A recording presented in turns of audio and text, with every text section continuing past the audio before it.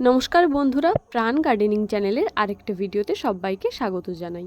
বন্ধুরা, মাসখানেক আগে আমি এই চন্দ্রমল্লিকার ব্রাঞ্চগুলো বালিতে বসিয়েছিলাম চারা তৈরির জন্য এবং সেই ভিডিওটা তোমাদের সাথে শেয়ার করেছিলাম।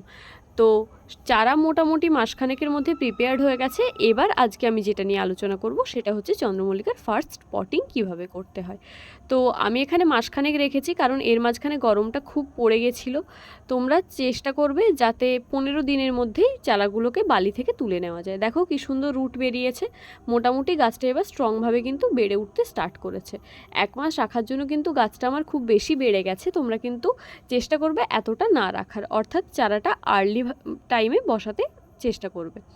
তো আমি প্রথমে বালি থেকে তুলে চারাটাকে ভালো করে জলে ধুয়ে নিলাম এবং তারপর একটা 4 ইঞ্চি ছোট্ট টব নিয়েছি। তাতে আমি মাটি এবং গোবর সার 50 ভাগ 50 ভাগ করে দিয়েছি এবং আর কোনো রকম সার মেশাইনি। মাটির সাথে আমরা সার মেশাবো সেকেন্ড পটিংয়ের সময়। ফার্স্ট পটিং যখন হবে তখন কিন্তু কোনো রকমের সার দেব না। শুধুমাত্র মাটি এবং গোবর সার বা ভার্মি কম্পোস্ট বা পাতা পচা সার, যে কোনো রকম কম্পোস্ট হাফ হাফ পরিমাণে মিশিয়ে তাতে কিন্তু হালকা করে এই সময় চারাটা বসিয়ে দিতে হবে।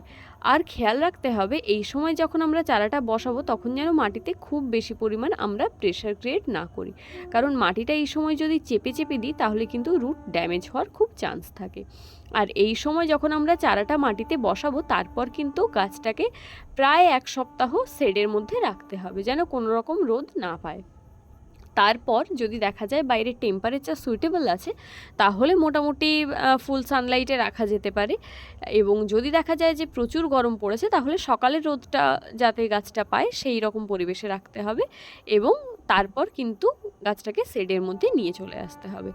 এই অবস্থায় গাছটাকে কিন্তু আমরা মোটামুটি 2 সপ্তাহ মতো রাখবো, অর্থাৎ চারা প্রতিস্থাপনের পর শুধুমাত্র জল দিয়েই আমরা 2 সপ্তাহ রাখবো, কোনো রকম খাবার দেব না।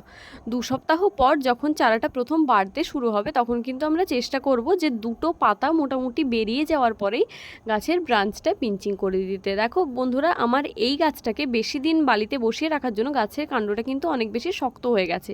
এই জায়গা থেকে কিন্তু পিঞ্চিং করে দেওয়া উচিত ছিল, না হলে কিন্তু গাছটা বুশি হবে না। তো দেখো এই গাছটার মোটামুটি 4টে পাতা বেরিয়েছে। আমি একটু ওয়েট করেছিলাম গরমটা পড়েছে বলে। তো এই ওপরের দিকের যে ব্রাঞ্চটা সেটা এইভাবে নখের ডগা দিয়ে পিঞ্চিং করে দিতে হবে। আর কখন করতে হবে না, যখন দেখবো যে 2টো নতুন পাতা বেরিয়েছে ঠিক তখনই। তার থেকে বেশি ওয়েট করলে কিন্তু গাছটায় বুশ কম হবে, অর্থাৎ নতুন ব্রাঞ্চ কম আসবে, ফলে শীতকালে কিন্তু ফুলের সংখ্যা আমরা অনেকটাই কম পাবো। তো তারপর আমাদের যে কাজটা করতে হবে সেটা হচ্ছে পাতলা করে খোলের জল দিতে হবে গাছে। কিন্তু আমরা এই সময় খোলের জল ছাড়া কোনো রকম রাসায়নিক ব্যবহার করব না। 1 লিটার জলে 100 গ্রাম খোল 3 দিন ভিজিয়ে তারপর তার সাথে 10 লিটার খোল অ্যাড করে আমরা গাছের গোড়ায় দেব। তো এই ছিল চন্দ্রমল্লিকার ফার্স্ট কেয়ার। এবং এই যে খাওয়ারটার কথা আমি তোমাদের সাথে শেয়ার করলাম, খাওয়ারটা কিন্তু তোমরা চেষ্টা করো সপ্তাহে 1 বার করে দিতে। খুব যদি অসুবিধে হয় তাহলে কিন্তু 10 দিনে 1 বার করে খাওয়ারটা দেবে। আর বন্ধুরা, এই সময় কিন্তু 15 দিন ছাড়া ছাড়া নিয়মিত ফাঙ্গিসাইড এবং কীটনাশক গাছে প্রয়োগ করে যেতেই হবে, কোনোভাবেই যেন গাছে রোগ বা পোকার উপদ্রব না হয়।